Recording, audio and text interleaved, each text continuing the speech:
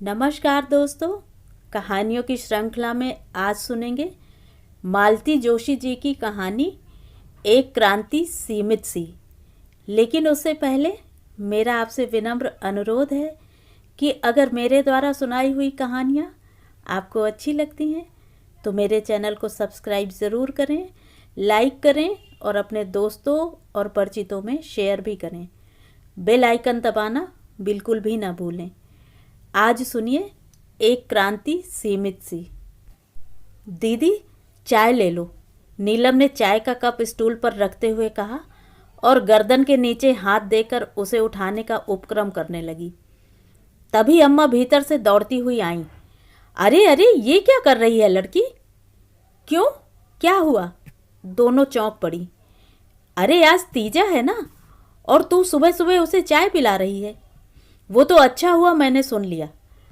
अम्मा अब भी हाँफ रही थी। नहीं तो आज कौन सा अनर्थ हो जाता अम्मा, बस लीक को पीटती चली जाती हो। दीदी की हालत क्या व्रत करने लायक है? क्यों? अरे हम तो सॉरी में भी निर्जल रहे आए हैं। मजाल है जो एक बूंद पानी भी नीचे उतार लें। तो तुम चाहती हो दीदी भी वही पागलपन करें? अम्मा ठीक कहती हैं नीलू, शीतल ने थकी सी आवाज़ में कहा। व्रत तो करना ही पड़ता है। अच्छा हुआ जो समय से याद आ गया। अच्छा, अब पीछे से तकिया तो हटा ले जरा, मैं लेट जाऊं। नीलम ने चुपचाप सहारा देकर उसे वापस लिटा दिया, पर शीतल ने स्पष्ट अनुभव किया कि उस स्पर्श में पहले का सा स्नेह का ताप नहीं था। वह केवल कर्तव्य कर रही थी। नीलम से उसे बहुत डर लगता है, बहुत जल्दी नाराज हो जाती है वह। और इस समय तो वह नीलम को क्या, किसी को भी नाराज नहीं कर सकती। पग पग पर तो दूसरों का मुंह जोहना पड़ता है। उसने एक उसास ली और चुप हो रही। बसंती उसी समय झाड़ू लेकर कमरे में घुसी थी। चलो जीजी बाई, पंखा बंद करो और पैर ऊपर उठाओ तो। तूफान मेल की तरह आती है मरी। कोई बीच में बैठा हो तो उसे भी कूड़े के साथ उठाकर फेंक देगी। क्या करूं अम्मा जी, पूरे 7 घरों का काम निपटाना होता है। जल्दी न मचाऊं तो क्या करूं? अच्छा चल, 5 मिनट सुस्ताकर चाय पी ले। नीलम ने उसे शीतल का कप पकड़ाते हुए कहा। कि तेरा भी व्रत है? काहे का? तीजा का? अरे मैं नहीं करती। क्यों री, पहले तो खूब करती थी, शीतल ने पूछा। अब किसके लिए भूखी मरूं जीजी बाई? मतलब ये अपने खसम को छोड़े बैठी है, अब ये व्रत क्यों करेगी? खसम शब्द से ही जाहिर था कि अम्मा खूब खूब नाराज हैं बसंती से। तो का करें अम्मा जी, रात दिन की मार कुटाई कहाँ तक सहें? सुबह से शाम तक लोगों के जूठे बर्तन घिसें, 4 पैसे कमाकर इनके पेट में झोंकें, ऊपर से इनकी धौंस सहें। ये अपने से नहीं होता अम्मा जी। अरे कम से कम अपने पीने लायक तो कमावे। अब कमाता है कि नहीं? तो क्या सचमुच ही छोड़ दिया? और क्या, मैं तो जीजी बाई एक दिन तन के खड़ी हो गई। कह दिया कि मारने पे आ जाऊं तो 32 बाहर निकाल कर रख दूं। मेरे भी मेहनत मजूरी वाले हाथ हैं। फिर बीबी से पिटने के बाद बाहर मुंह नहीं दिखा सकोगे, याद रखना। ठीक से रहना हो तो रहो, नहीं तो फूटो। बच्चे मैं ऐसे भी पाल रही हूँ, बाद में भी पाल लूँगी। वाह क्या बात है, नीलम ने दाद दी। क्या बात है, अम्मा ने मुंह चिढ़ाया। बहुत बहादुरी का काम किया है ना जो वाहवाही दे रही हो। दोनों बहनों ने एक दूसरे की तरफ देखा और नजरें झुका लीं। बसंती ने जो कर दिखाया, अम्मा क्या कभी उसकी कल्पना भी कर सकती हैं? बेचारी जिंदगी भर कितनी जिल्लत, कितना अपमान सहती रही हैं। न कभी ढंग का ओढ़ा न पहना, बस खटती रहीं और बच्चे जनती रहीं। लड़कियां पैदा करने के लिए सास के पति के ताने सहती रहीं। उन्हें गर्व भी है तो इसी बात का कि सब कुछ उन्होंने चुपचाप सह लिया, किसी के सामने कभी मुंह नहीं खोला। दीदी, हम आपकी ये बास्केट खाली कर दें? काजल ने पूछा। संभाल कर करना भाई, मेरी सारी दवाइयाँ वगैरह हैं उसमें। बास्केट की क्या ज़रूरत पड़ गई? शीतल ने पूछा। फूल पत्ती लेने जाना है ना, कुमकुम बोली। अम्मा कहती हैं तीजा में जितनी तरह के फूल और पत्तियां चढ़ाएंगे उतना ज़्यादा पुण्य मिलेगा। अच्छा दीदी, ये व्रत क्यों किए जाते हैं? पति की मंगल कामना के लिए। ऐसा भी कोई व्रत होगा जो पति पत्नी के लिए करे? काजल ने शंका प्रदर्शित की। कोई नहीं होता, कुमकुम बोली। होता तो क्या जीजा जी नहीं करते? उन्हें क्या दीदी का इस तरह पड़े रहना अच्छा लगता होगा? जीजा जी व्रत करेंगे। शीतल ने देखा नीलम के चेहरे से ही नहीं, स्वर से भी घृणा जैसे टपक रही थी। इस लड़की को वह कभी समझ नहीं पाती। वह हमेशा एक आक्रामक मुद्रा में रहेगी, पापा की तरह। शीतल बेचारी अपनी माँ की तरह गऊ है। दोनों बहनों की प्रकृति में इतना अंतर है कि उसे खुद कभी कभी आश्चर्य होने लगता है। अरे, तुम लोग अभी यहीं हो? जाओ, नहीं तो बाकी सब जोड़ कर ले जाएंगी। तुम्हारे हाथ कुछ नहीं आएगा। अम्मा ने भीतर से लताड़ दी तो काजल कुमकुम झट से चप्पलें डालकर फुर हो गईं। शीतल दोनों को देखती रह गई। क्या उम्र होगी दोनों की? बस 13 और 15। बीच वाली कोमल जीवित होती तो 17 की होती। अच्छा ही हुआ वह चली गई। एक बोझ तो कम हुआ। जो हैं उन्हें ही पार लगाना मुश्किल है। इन दोनों की शादी तक तो पापा रिटायर हो चुके होंगे। तब कैसे क्या होगा? अभी तो नीलम बैठी है। एमए किए 2 साल हो गए हैं, पर कहीं कोई जुगाड़ नहीं जमा। प्राइवेट स्कूल में नौकरी कर रही है, जहाँ वेतन कम और काम ज़्यादा होता है। वह वेतन भी उसका कहाँ रह पाता है। सब घर नामक महाराक्षस हजम कर जाता है। बेचारी मनपसंद एक साड़ी तक नहीं खरीद पाती। और अब महीने भर से शीतल भी यहाँ डेरा डाले हुए है। दवा दारू का ना सही, दूसरे खर्च तो होते ही हैं। दूध पीते हुए, खाना खाते हुए हर बार लगता है जैसे बहनों के मुंह का कौर छीन रही है। बड़ी ग्लानि होती है। कभी कभी लगता है नीलम इसीलिए मुंह फुलाए रहती है। नीलू, उसने हौले से पुकारा। क्या है? नीलम ने कॉपियों पर झुके झुके ही उत्तर दिया। हमेशा ऐसी अनखाकर क्यों बोलती हो? जानती हूँ तुम सब पर भार हो गई हूँ मैं। शीतल से आगे बोला नहीं गया। नीलम ने तपाक से कॉपी बंद की और उसके पास आकर बैठ गई। दीदी, बेबात का बतंगड़ क्यों बना रही हो? तुमसे किसी ने कुछ कहा है? कहे बिना क्या मैं समझ नहीं सकती? तुम्हारा मुंह क्यों फूला हुआ है, क्या मैं जानती नहीं? नहीं जानती दीदी, मेरा मुंह इसलिए फूला हुआ है कि तुम्हारे ये व्रत उपवास मुझसे सहे नहीं जाते। संस्कार हैं रे, बचपन से घुट्टी में पड़े हुए हैं, इसीलिए आसानी से छूटते नहीं हैं। आज तो मुझे भाषण दे रही है। कल को तेरी शादी हो जाएगी तो तू यही सब करेगी। नहीं दीदी, कम से कम ऐसे व्यक्ति के लिए मैं अपना जी नहीं जलाऊंगी। क्या मतलब? दीदी, तुम्हारा एक्सीडेंट इतना सहज नहीं था जितना बताया गया था। तुम होश में नहीं थी, इसलिए जीजा जी ने जो कहानी गढ़ ली सबने उसे ही सच मान लिया, सिवाय मेरे। क्या कहानी थी? यही कि तुम मीठा तेल लेने जा रही थीं। बरनी से तेल छलक गया और तुम फिसल गईं। इसमें विश्वास न करने लायक क्या है? यही कि अगर तुम्हारे पास इतना तेल था कि ऊपर से नीचे तक सीढ़ियों पर फैलता चला गया, तो तुम इतनी तपती दोपहरी में तेल लाने क्यों गई थी? हो सकता है मैं तेल लेकर लौटते में फिसली हूँ। यह भी गलत है दीदी, क्योंकि स्वीटी ने बताया था कि तुम उसे केरोसिन के ठेले के पास खड़ी करके कनस्त्री लाने ऊपर गई थी। उसकी बात पर किसी ने ध्यान नहीं दिया, पर मैं जानती हूँ बच्चे कभी झूठ नहीं बोलते। शीतल चुप हो गई। और सुनना चाहोगी दीदी? तुम्हारे गिरने पर वहाँ इतना हंगामा हुआ, पर पड़ोस से कोई झांकने भी नहीं आया। तुम्हारी प्रिय सखी सविता भी नहीं, जो भाभी भाभी कहकर चिपटी रहती थी। पड़ोस में ताला था, मैंने सीढ़ियाँ चढ़ते हुए देखा था। ज़रूर होगा, क्योंकि सविता की चप्पलें तुम्हारे बेडरूम में थीं। मैं जब तुम्हारे कपड़े लेने गई थी तभी देखा था। स्वीटी ही उन्हें लौटाने गई थी। तुम जानती हो, बच्चे चीज़ें पहचानने में भूल नहीं करते। आखिर तुम कहना क्या चाहती हो? कुछ भी नहीं दीदी, कोई मुझे कुछ कहने ही कहाँ देता है। जब भी मुंह खोलना चाहा है डपट दी गई हूँ। पापा का तो खैर सवाल ही नहीं उठता। अम्मा से ही कहना चाहा था, पर उन्होंने भी डांट दिया कि तुम चुप रहो, जो होना था सो हो गया। मुझसे लड़ पड़ी कि तुमसे खुफियागिरी करने को किसने कहा था। अब तुम गुस्सा हो रही हो, मेरा क्या है, मैं चुप हो जाती हूँ। तुम्हारी जिंदगी है, जैसे चाहो जियो। नीलम अपनी कॉपियां समेटकर बरामदे में चली गई। शीतल उदास हो गई। नाहक उसे नाराज कर दिया। एक वही तो है जिससे वह थोड़ा हंस बोल लेती है, नहीं तो पड़े पड़े पागल हो जाती है।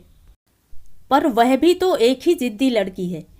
जिस बात को वह प्रयत्नपूर्वक भूलना चाहती है, उसे ही वह कुरेदना चाहती है।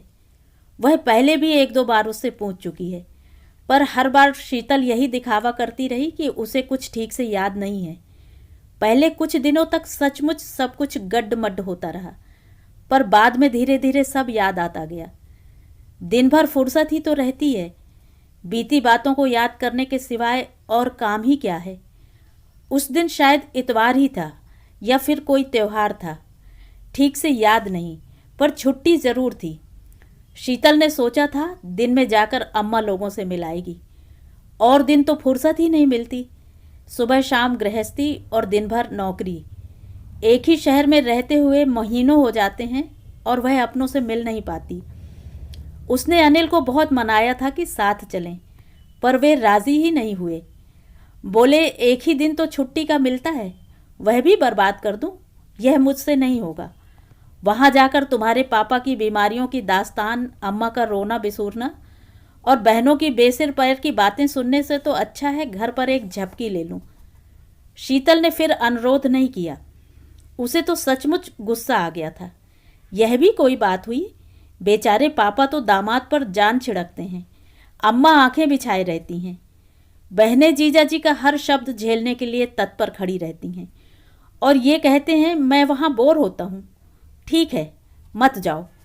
एक स्कूटर के लालच में ही निहोरे कर रही थी, अब अपने आप चली जाऊंगी। ताव खाकर वह स्वीटी के साथ अकेली ही चल पड़ी थी। घर के बाहर पैर देते ही सारा जोश हवा हो गया। धरती तवे की तरह तप रही थी और सूरज आग उगल रहा था। लू के थपेड़े चल रहे थे सो अलग। ऐसे माहौल में भी बस के लिए लंबी क्यू थी। महानगर में छुट्टी के दिन घर में कौन बैठता है। लगता था सबके सब सैर के लिए, सिनेमा के लिए चल पड़े हैं। अकेली वही बेवकूफ़ नहीं है। क्यू में खड़े खड़े पांव जम गए, पर बस नहीं आई। कितनी बार मन हुआ कि ऑटो कर ले। स्वीटी तो शुरू से ठुनक रही थी, पर हिम्मत नहीं पड़ी। अम्मा के घर तक पूरे 15 रुपए लगते हैं। एक ट्रिप में इतने रुपए फूंकना उसके बस का नहीं है, और फिर शाम को लौटना भी तो है। अक्सर ऐसा ही होता है।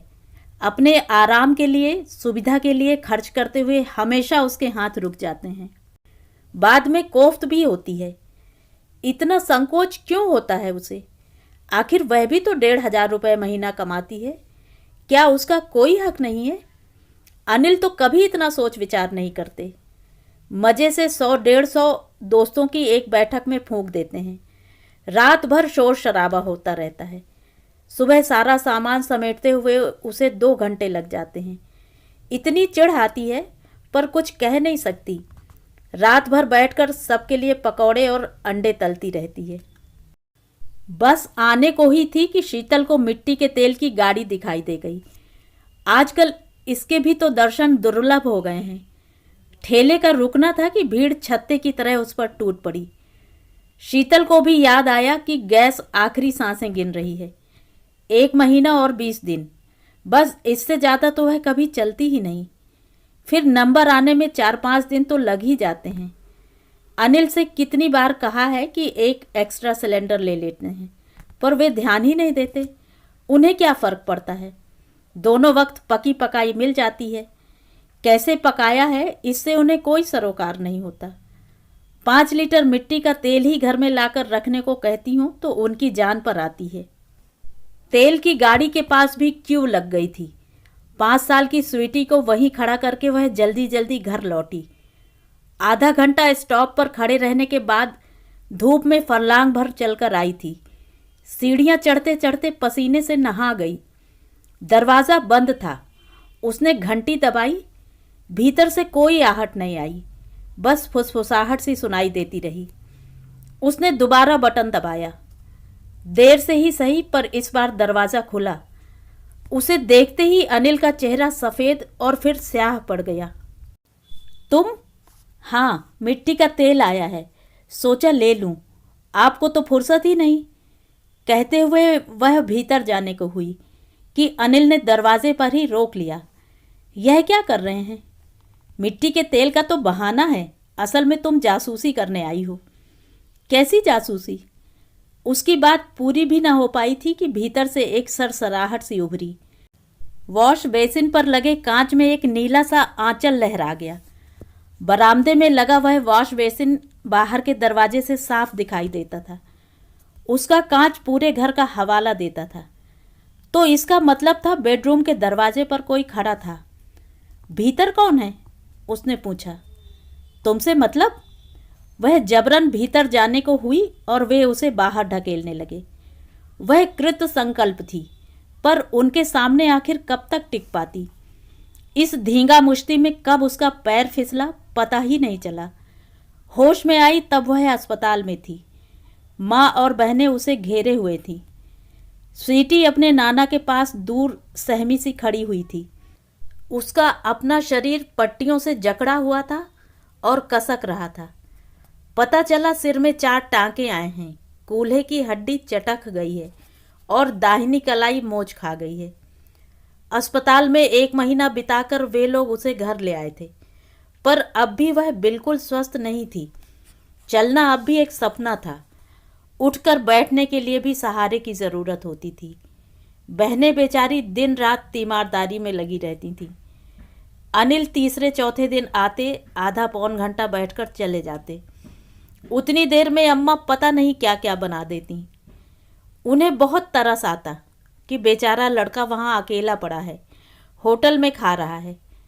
पता नहीं कितनी बार तो उन्होंने कहा होगा कि यहीं आ जाओ। बेचारी अम्मा, उन्हें क्या मालूम कि बेचारा लड़का वहाँ बड़े मज़े में है।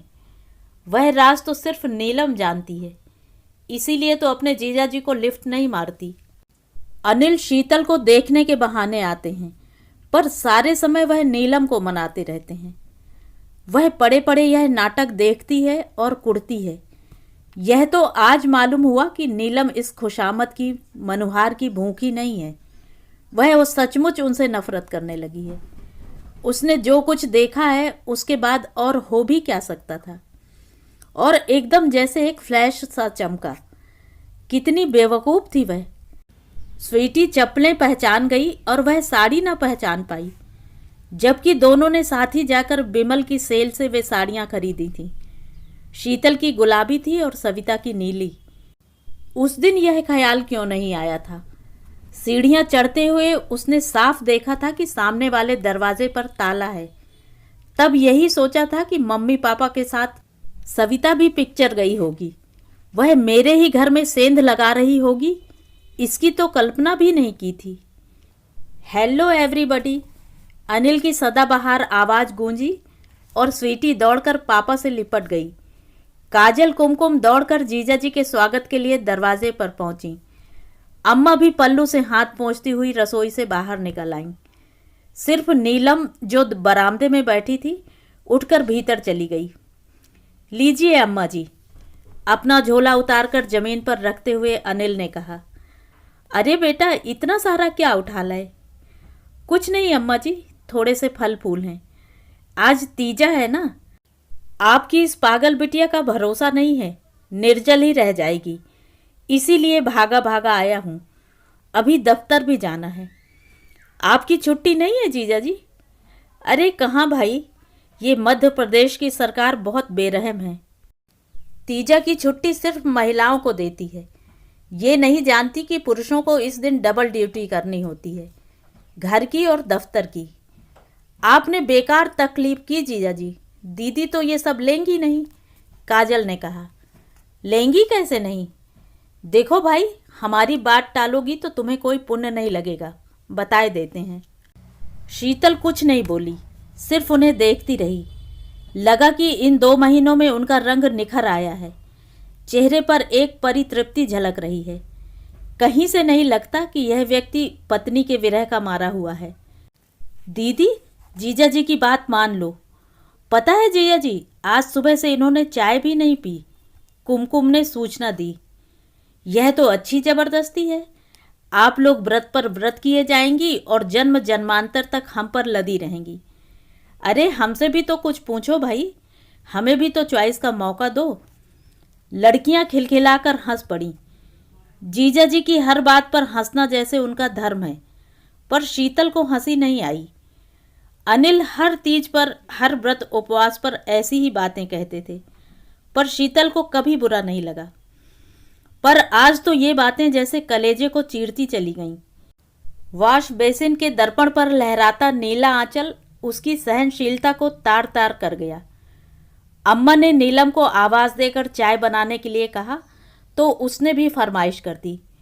अम्मा, चाय तो हम भी पिएंगे, सुबह से सिर दर्द के मारे फटा जा रहा है। यह हुई ना बात। अनिल ने विजय गर्व से दीप्त होकर सालियों की ओर देखा। अरे भाई, हम कहें और तुम्हारी दीदी ना माने, यह तो हो ही नहीं सकता। नीलम चाय लेकर आई, तब तक काजल ने दीदी को सहारा देकर बिठा दिया था। नीलम के हाथ से कप लेते हुए उसने कहा, बिस्किट भी लाई है क्या? एक दो इधर भी देना। बिस्किट? सब जैसे आसमान से गिरे। शीतल, तू पागल हुई है क्या? अम्मा गरजी। पागलपन की क्या बात है इसमें अम्मा? अब तुम ही सोचो, मेरा व्रत उपवास भी कोई मायने रखता है? न नहाई, न धोई, न पूजा, न आरती। बिस्तर पर पड़े पड़े भूखे मरने में क्या दुख है? हाथ में बिस्किट की प्लेट लिए नीलम पसोपेश में खड़ी थी। शीतल ने वह प्लेट थाम ली और उसकी आंखों में देखते हुए धीरे से बोली, नीलू, मेरी क्रांति की सीमा बस यहीं तक है। मैं बसंती नहीं बन सकती। तो ये थी कहानी। कहानी आपको कैसी लगी? कमेंट करके ज़रूर बताएं।